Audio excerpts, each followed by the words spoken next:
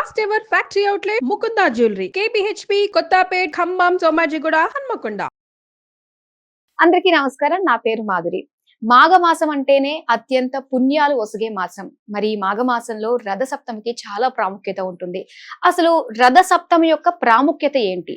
రథ సప్తమి రోజున మనం పాటించాల్సిన నియమాలు, విధి విధానాలు, అలాగే రథ సప్తమి రోజు ఎలాంటి వ్రతం చేసుకున్నట్లయితే మనకున్న పాపాలు పోయి, అలాగే సత్సంతానం కలిగి, సౌభాగ్యం వసిగి, అనారోగ్యాలు తొలగి, ఆనందం మన సొంతం అవుతుంది.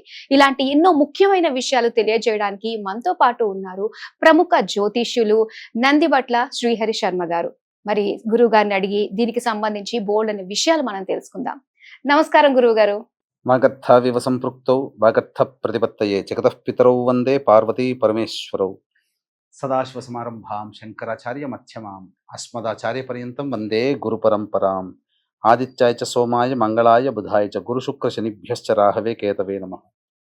శృంగేరి జగద్గురు పీఠాధిపతులకి, కంచిపీఠాధిపతులకి నమస్కారములు తెలియజేసుకుంటూ కార్యక్రమాన్ని ప్రారంభిద్దాం. గురుగారు, మరి ముందుగా రథ సప్తమి అంటే ప్రతి ఒక్కళ్ళు ఎదురు చూస్తూ ఉంటారు. స్వయంగా ప్రత్యక్ష దైవం అయినటువంటి సూర్య భగవాన్ని మనసారా వాళ్ళు ప్రార్థిస్తూ ఉంటారు. అయితే ఇలాంటి రోజున మనం అసలు ఆ రోజుని ఏ విధంగా ప్రారంభించాలి, అలాగే ఈ రోజుకున్న ప్రాముఖ్యత ఏంటో తెలియజేస్తారా? మాఘమాసము, అఘ అంటే పాపము, మాఘమాసము అంటే పాపములను తొలగించేటువంటి మాసముగా చెప్పబడి ఉంది. అఘనాశనము అని అంటారు కదా, అంటే పాపనాశనం.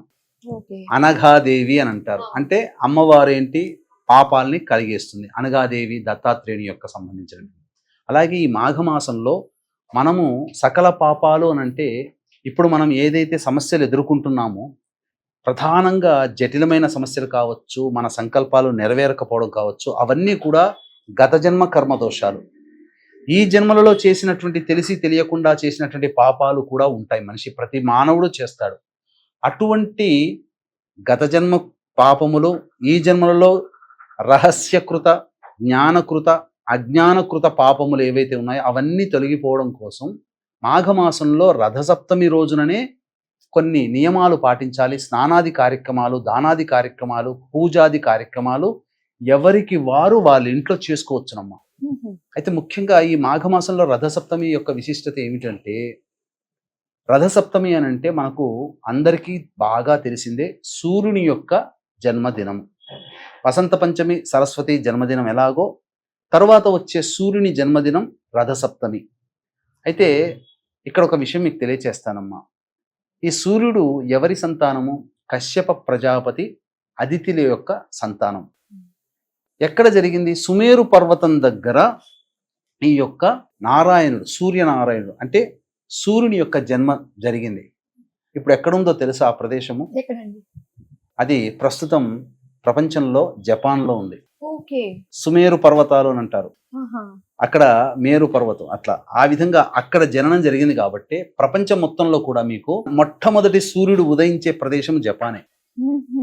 సూర్యుని యొక్క లక్షణాలు ఏంటంటే, ఏ రోజు పని ఆ రోజు పూర్తి చేసుకోవడం, అలాగే నిండు నూరేళ్లు ప్రకాశంగా వెలగడం, ఉండడం, జీవించడం, అలాగే బద్ధకం లేకుండా ఉండడం. ఈ లక్షణాలన్నీ జపాన్లో ఉన్నాయిగా. ఇప్పటికీ ముసలి వాళ్ళు, వయోవృద్ధుల శాతం ఎక్కువ ఉంది. 102 ఏళ్ళు, 120 ఏళ్ళు బతుకుతున్న వాళ్ళు, 100 దాటిన వాళ్ళ సంఖ్య జపాన్లో ఎక్కువ.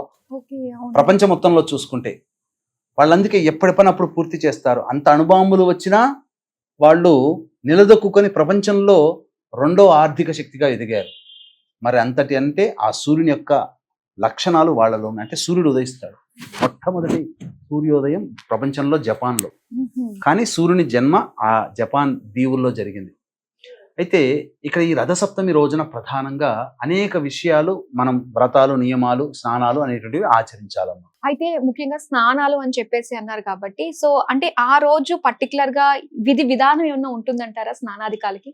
మనకు స్నానం ఆచరించే సందర్భము అనేక మాసాల్లో చెప్పబడకపోయినప్పటికీ కూడా ముఖ్యంగా రథసప్తమి రోజునే విశేషంగా స్నానం ఆచరించమని శాస్త్రం చెప్పబడి ఉంది. కాబట్టి ఈ స్నానం ఆచరించే సందర్భంలో రేగి పండ్లు, 7 జిల్లేడు ఆకులు కానీ, లేదా 7 రేగి ఆకులు కానీ, రేగి పండ్ల ఆకులు కానీ తీసుకోమని చెప్పింది శాస్త్రం. కాబట్టి బ్రహ్మముహూర్త కాలంలో నిద్రలేచి కాలకృత్యాదులన్నీ తీర్చుకొని చక్కగా స్నానం ఆచరించాలి. అయితే ఈ స్నానం ఆచరించడానికి విధానం ఒకటి ఉంటుంది. ఏంటనంటే ముందు రోజు షష్ఠి తిథి రోజున ఆ ఒంటికంతా కూడాను నల్ల నువ్వులతో బాగా నలిపితే పిండిలాగా తయారవుతుంది. ఆ పిండినంతా పూసుకొని స్నానం ఆచరించాలి ముందు రోజు.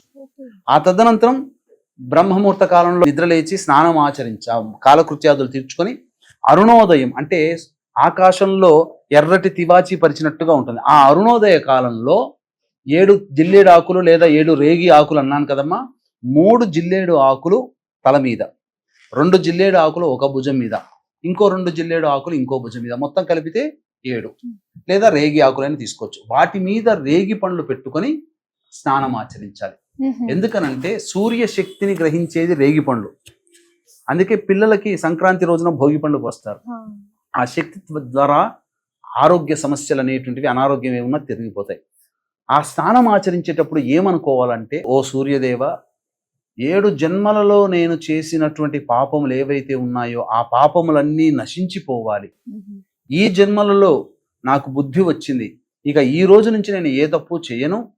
ఇప్పటి వరకు నేను రహస్యంగా చేసినవి కానీ, జ్ఞానంగా చేసినవి కానీ, అజ్ఞానంతో చేసినవి, ఆ దోషములన్నీ తొలగిపోవాలి అని చెప్పి స్నానం ఆచరించాలి. స్నానం ఆచరించిన తరువాత అప్పుడు రాగానే, ఇంటి నుంచి బయటికి రాగానే ఉదయిస్తున్నటువంటి, ఇది నదీ తీరంలోనైనా చేయొచ్చు, సరస్సులోనైనా చేయొచ్చు, తటాకంలోనైనా చేయొచ్చు, పుష్కరిణిలోనైనా చేయొచ్చు. ఇవేవి ఇప్పుడు ఉన్నటువంటి ప్రస్తుత కాలంలో లేవు కాబట్టి మన ఇంట్లో, ప్రతి ఇంట్లో గంగాజలం ఉంటుంది, లేదా పూజా స్టోర్స్ లో గంగాజలం దొరుకుతుంది.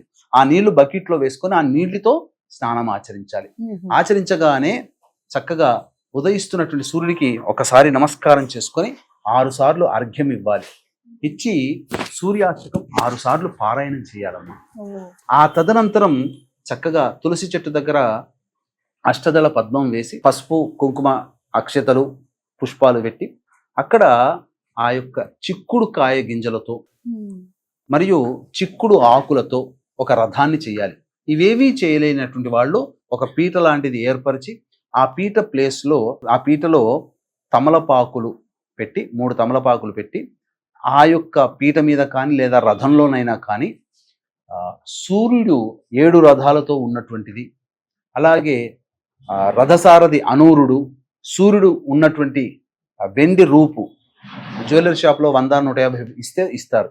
అది వచ్చిన తర్వాత ఆ ప్రతిమని ఆ తమలపాకుల మీద పెట్టి అప్పుడు సూర్యునికి షోడశోపచార విధానంగా పూజ చేసి, వీలైతే సూర్య అష్టోత్తరము లేదా సూర్య సహస్రనామ పారాయణము లేదు విష్ణు సహస్రనామ పారాయణము పఠించి తదనంతరం ఆ యొక్క స్వామికి మనం ఏం చేయాలంటే, స్వామికి బెల్లముతో చేసినటువంటి పాయసం అంటే మహాప్రీతికరమమ్మ.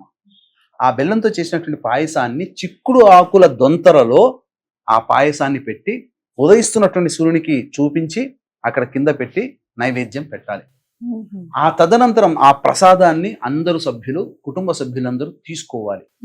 అంటే ఏంటనంటే, ఒక్క సూర్య సంబంధించినటువంటి రథసప్తమి రోజునే చిక్కుడు ఆకుల్లో పెట్టమని చెప్పబడింది. అంటే ఆ రోజున సూర్యకిరణాల్లో ఉండేటువంటి అమృత కిరణాలు ఏవైతే ఉంటాయో ఆ చిక్కుడు ఆకులలో పెట్టబడినటువంటి బెల్లం పాయసంలో నిక్షిప్తమై ఆ వేడికి, ఆ బెల్లం పాయసం వేడిగా ఉంటుందిగా, ఆ వేడికి చిక్కుడు ఆకుల్లో ఉన్నటువంటి రసాయనాలు పాయసంలో కలిసి రసాయనిక చర్య జరిగి అది తీసుకోవడం ద్వారా మన శరీరంలో మనకు ఈ యొక్క చలికాలం అంతా మనం అనుభవించాం కదా, కార్తీక మాసం, మార్గశిర మాసంలో, పుష్యమాసంలో.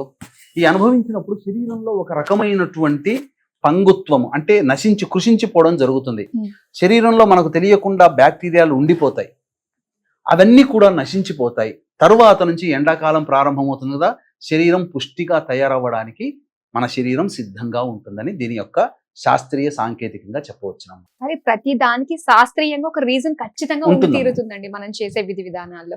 అలాగే గురువు గారు, ముఖ్యంగా రథసప్తమి రోజున ఏదైనా పలానా వ్రతం గానీ ఏదైనా ఉందంటారా? ఆ రోజున మనకి సౌభాగ్యం కోసం కావచ్చు, అనారోగ్యాలు, సమస్యలు తీరడానికి కావచ్చు, ఆర్థికంగా వృద్ధి చెందడానికి కావచ్చు, వీటన్నిటికీ కూడా మనం చక్కగా పాటించి అన్నిటిలోనే మంచిగా ఉండడానికి. ఇప్పుడు మీరు అడిగిన ప్రశ్నే ఒకప్పుడు ధర్మరాజు కృష్ణుని అడిగాడు. కృష్ణ, ప్రజలందరూ కూడా కలియుగ ప్రభావము దగ్గరగా వస్తుంది, ప్రజలందరూ కూడా ద్వాపర యుగం వస్తుంది, ఇక ప్రజలు ఎవరు కూడా నియమాలు పాటించరు, ఎవరిష్టం వారిదిగా ఉంటారు. మరి అప్పుడు ప్రజల్లో చాలా మందికి స్త్రీలకి చక్కటి సౌభాగ్యం ఉండకపోవచ్చు.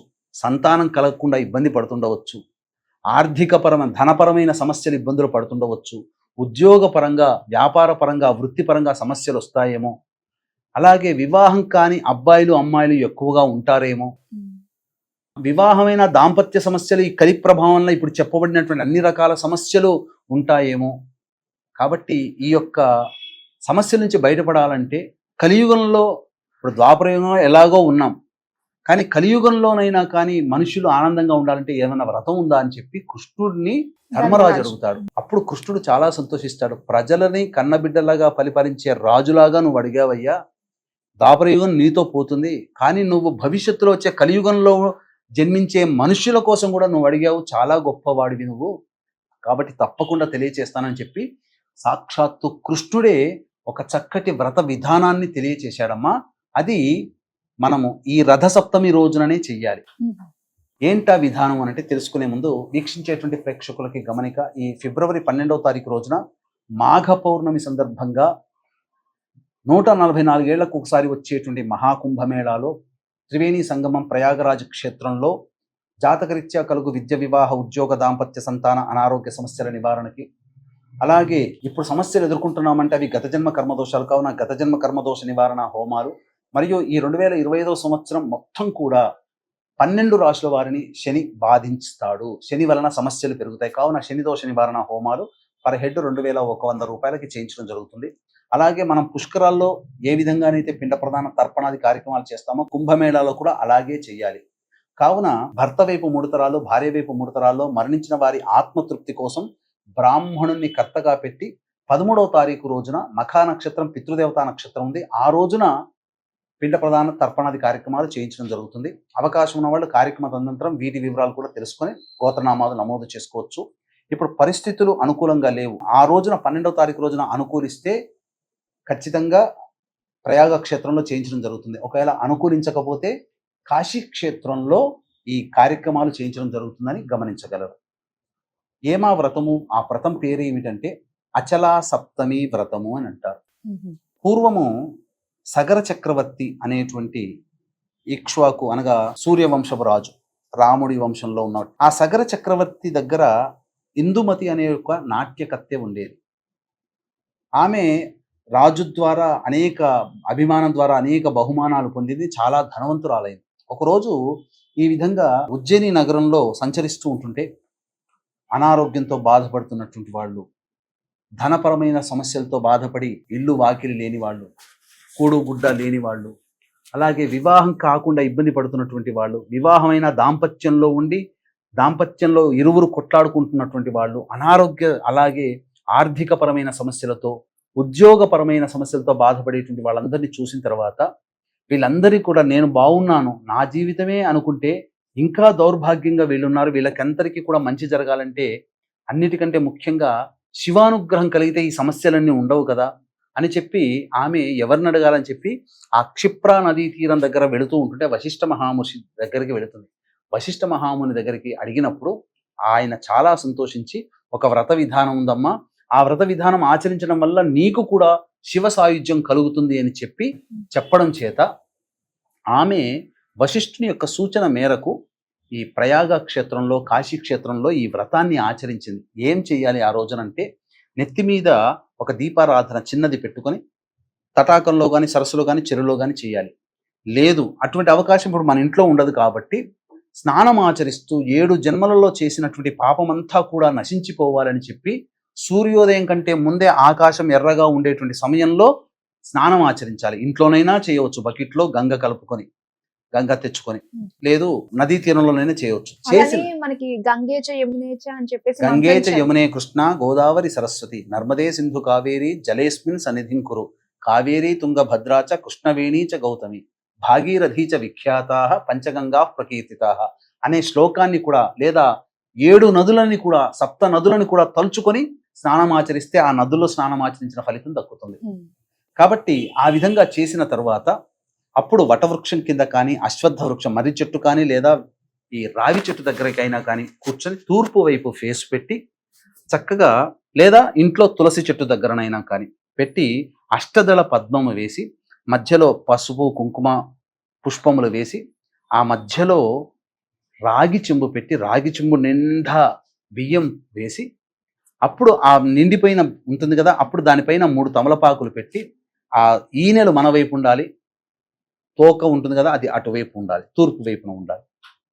అలా ఉన్న తర్వాత అప్పుడు ముందుగా గణపతి పూజ చేసుకొని గణపతి యొక్క అనుగ్రహం తీసుకొని శివ గౌరీ ప్రతిమ వెండి రూపు దొరుకుతుంది. అలాగే సూర్యుడు, రథసారథి, 7 గుర్రాలు ఉన్నటువంటి ప్రతిమ దొరుకుతుంది. అవి 2 ఆ యొక్క తమలపాకులో వేసి ముందుగా గణపతి పూజ, గణపతి యొక్క అనుగ్రహం తీసుకొని తదనంతరం శివ సహస్రనామము, అలాగే గౌరీ సహస్రనామము, సూర్య సహస్రనామం లేదా సూర్య అష్టోత్తరంతో షోడశోపచార విధానంగా పూజ చేసి అప్పుడు నైవేద్యము ఏదైనా పండ్లు పెట్టవచ్చు. సాయంకాల ప్రదోషకాల సమయం వరకు కూడా ఉండి మళ్ళీ ప్రదోషకాల సమయంలో మళ్ళీ పూజ చేసి ఆ కాలంలో అనగా ఈ మాఘమాసంలో ఏ పండ్లు మనకు ఇంటికి దగ్గర దొరుకుతాయో ఆ పండ్లు నివేదన పెట్టవచ్చు.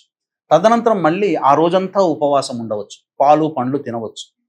ఆ తదనంతరం తెల్లవారుజామున మళ్ళీ అరుణోదయ కాలంలో స్నానం ఆచరించి అప్పుడు ఆ విధంగా ఆ కలశంలో ఉన్నటువంటి ప్రతిమలకి మళ్ళీ పూజ చేసి ఆ ప్రతిమలు కలశంతో సహా బ్రాహ్మణుడికి దానం చేసినట్లయితే శివ సాయుధ్యము కలుగుతుంది. ఇది ఈ మాఘమాసంలో రథసప్తమి అయినటువంటి సప్తమి తిథి రోజునే చెయ్యమని మనకు శాస్త్రం. ఇక వేరే రోజుల్లో చేయడానికి అవకాశము లేదు. కాబట్టి ఈ రోజునే చేయాలి. ఇటువంటి విధానంగా చేసినటువంటి వాళ్ళకి ఉద్యోగ సమస్యలు తీరుతాయి, దాంపత్య సమస్యలు తీరుతాయి, సంతాన సమస్యలు తీరుతాయి, స్త్రీలకి సౌభాగ్యం కలుగుతుంది, ముఖ్యంగా అనారోగ్య సమస్యలు తీరుతాయి, అలాగే మనకు ఆర్థిక పరమైన సమస్యలు కూడా తీరుతాయి అని మనకు శాస్త్రంలో చెప్పబడి ఉంది. రథ సప్తమి గురించి ఆ రోజు చేసుకోవాల్సిన విధి విధానాల గురించి చాలా చక్కగా వివరించినారు. అలాగే గురుగారు, మరి ఈ రోజు పాటించాల్సిన నియమాలు ఏమైనా ఉన్నాయండి? నియమాలు అంటే రథసప్తమి రోజున స్నానం ఆచరిస్తున్నప్పుడు ఆ రోజున నూనె రాసుకోకూడదమ్మా. కొబ్బరి నూనె కానీ ఏ నూనె రాసుకోకూడదు. ఎందుకంటే నూనె అనేటువంటిది శని సంబంధం కాబట్టి ఆ రోజున నూనె రాసుకోకూడదు. ఇక ఆ రోజున ధూమపానము, మద్యపానము, మాంసాహార భోజనము, దాంపత్యము, పెద్దలని తిట్టడము, ఆడవాళ్ళని కొట్టడము, బాధ పెట్టడము, కంటనీరు తెప్పించడం ఇలాంటివి ఏవీ చేయకూడదు. మధ్యాహ్నం పూట అస్సలు సూర్యుడి ఉదయించిన దారభ్యత సూర్యాస్తమయం వరకు అసలు నిద్రపోకూడదు. అలాగే అవకాశం ఉంటే జాగారం చేసినా చాలా మంచిది. కానీ ఆ రోజున రాత్రిపూట టిఫిన్ చేసి నిద్రపోవచ్చు. ఈ నియమాలు గనక పాటించిన వాళ్ళకి తప్పకుండా సూర్యుని యొక్క అనుగ్రహం వలన అనేకంగా సమస్యలు తీరుతాయి. ప్రత్యక్ష దైవం సూర్యుడినమ్మ. సూర్యుడు కేవలం ఉద్యోగం, ఆరోగ్యమే అనుకుంటుంటారు చాలా మంది. మరి సత్రాజిత్తుకి 100 బారుల బంగారాన్ని ప్రసాదించే శమంతకమణినే ఇచ్చాడు కదా. అంటే ధనపరమైన సమస్యను కూడా తీరుస్తాడు అని సూర్యునికి సంకేతం. కాబట్టి చెప్పినటువంటి విధానంగా అందరూ ఆచరించి ఆ సూర్యానుగ్రహాన్ని పొందండి. కృష్ణుడి కొడుకైనటువంటి సాంబుడికి అనారోగ్యం చేస్తే ఈ రథసప్తమి రోజునే సూర్యుని ఆరాధించి సమస్తమైనటువంటి అనారోగ్య దోషాన్ని తొలగించుకున్నాడు. మయూరుడు అనేటువంటి ఒక గొప్ప కవి కూడా అతనికి క్షయరోగము అనేది వస్తే ఈ యొక్క సూర్యుని ఆరాధన చేసి మయూరకృత ఆ సూర్యుని యొక్క ఆనందంలో సూర్యుని స్తుతించాడు. మయూరకృత సూర్య స్తోత్రం కూడా చాలా అద్భుతంగా ఉంటుందమ్మా. ఇలా అందరూ ఆచరించిన వాళ్ళు అనారోగ్యాన్ని, అన్ని రకాల జాతకరీతి అన్ని రకాల సమస్యల్ని దూరం చేసుకున్న వాళ్ళు. చాలా సంతోషం గురువు గారు. రథ సప్తమి రోజు చేయవలసిన నియమాలు, పాటించాల్సిన విధి విధానాలు అన్ని కూడా మాకు తెలియజేసినందుకు ధన్యవాదాలు. సర్వం శ్రీ ఉమామహేశ్వర పరబ్రహ్మార్పణమస్తు. చూసారు కదండి, రథ సప్తమి రోజు మనం చేయాల్సిన నియమాలు ఏమిటి, ఎలాంటి విషయాలు మనం పాటించాలి, అలాగే వ్రతం చేయదలిచిన వాళ్ళు ఏ విధంగా చేసుకోవాలి అనే వివరాలు మనకి గురువు గారు తెలియజేశారు కదా. మరో కార్యక్రమంతో మళ్ళీ మీ ముందుకు వస్తాం. అంతవరకు సెలవు, నమస్తే.